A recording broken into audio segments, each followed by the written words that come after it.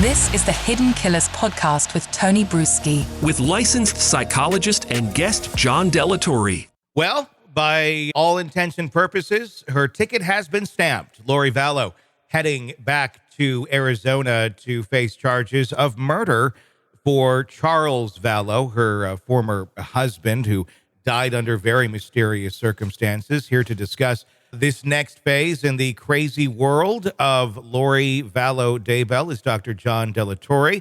So I'm trying to imagine what might be going through the mind of Lori Vallow, and I'm really just basing it on the last little bits and pieces that we heard from her, which would have been at the sentencing hearing, where she fully believed her bullshit, just as strong as ever, going now to Arizona to face these charges. Is this just another stop along the Lori Vallow train where she's going to get off and preach insanity again?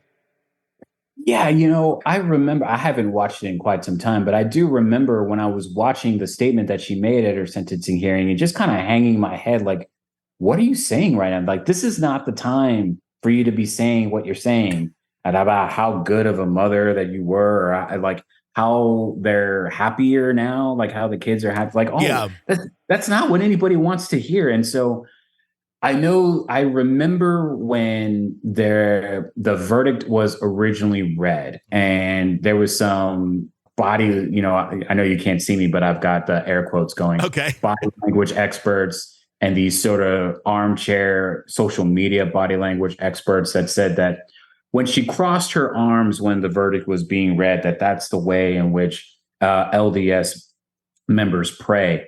And that might be true, but the reality is that I have no reason to believe that she's godly in any way. Mm-hmm. And so I think she believes herself to be godly. Yeah. And I don't mean that she believes that she's a god. I mean that she's a religious individual, that she's God-fearing.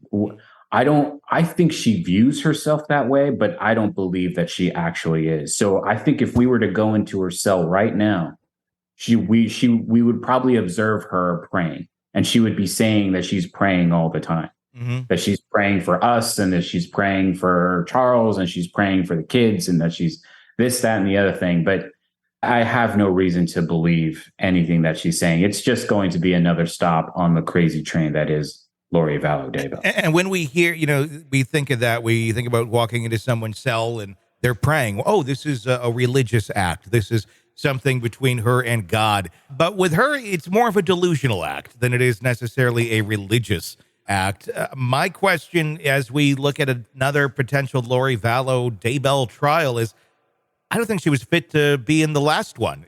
How on earth is she fit now? And do we need to keep going down these roads with her until we just say, look, she's got life. Yes, certainly Charles deserves justice. But are you really getting justice for someone who can't even conceive of what they did was wrong? Yeah, once again, we're back to how do you define justice? Because that's an interesting question, which is if the person doesn't know that what they're receiving is punishment or doesn't acknowledge that what they're going through is punishment, mm-hmm. then she could easily be viewing this as martyrdom, honestly. Yeah. Then is the victim in the case actually receiving justice? It's an interesting philosophical question. So I think procedurally, we must continue to go down this road. We must continue to, if her attorneys motion for a competency evaluation, we must go through that. If one of her attorneys asks for a criminal responsibility evaluation, that's a sanity evaluation, then we must go through those procedures. We still have to do the proper policies and procedures that we have in place in order to have what we have decided as a society is justice. But the reality is that even if she's found guilty, it's probably going to be concurrent with the other case that she's going to be serving in Idaho. So it's not like she's going to be serving any really more time. Yeah. So, I mean, I don't know. I think we need to do it just as a procedure, but yeah. I don't know that it gets us anywhere closer to understanding who she is. I think it's one thing when it's an individual is pursued and you know that they are feeling it. They're just not going to show it. They're going to be very defiant, yet they feel their guilt. Lori doesn't seem to be like one of those people. It almost feels to me like this is you almost re-victimize the family by having to go through this process again for someone who at the end of the day is still going to truly believe, like we said, that she did nothing wrong. She's a martyr for this. And so, I mean, that almost, I feel like it just, like I said, it re-victimizes the family itself in this pursuit of justice. But yeah, what exactly is justice in something like this? Is justice at some point saying, this person's hopeless, there's no way of getting to them, let's all stop wasting our time on this, we can't bring our loved ones back, but we already got her in jail for the rest of her life, and move on, other than we're just going to keep poking a stick at the mentally ill monkey here? I don't know, if that is justice or what the point of that even really is. Yeah, and I think that's probably why victims in cases don't necessarily have the last word when it comes to whether or not the state is going to prosecute a crime. I think sometimes there are plenty of victims in the case that would say, no, I don't want to move this forward for various reasons as to why. But the state still has someone that has committed an offense against the laws of that state. And so prosecutors maybe take the victim's wishes in mind when it comes to how they're going to prosecute the case.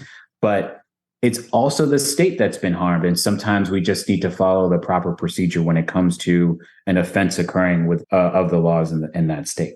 Sick of the ads? We are too. Start listening with no commercials now and get access to all of our episodes in advance of everyone else. Become a True Crime Today Premium Plus subscriber on Apple Podcasts. Search True Crime Today Premium Plus on Apple Podcasts or go to our podcast page and sign up now. True Crime Today Premium Plus. Sign up now.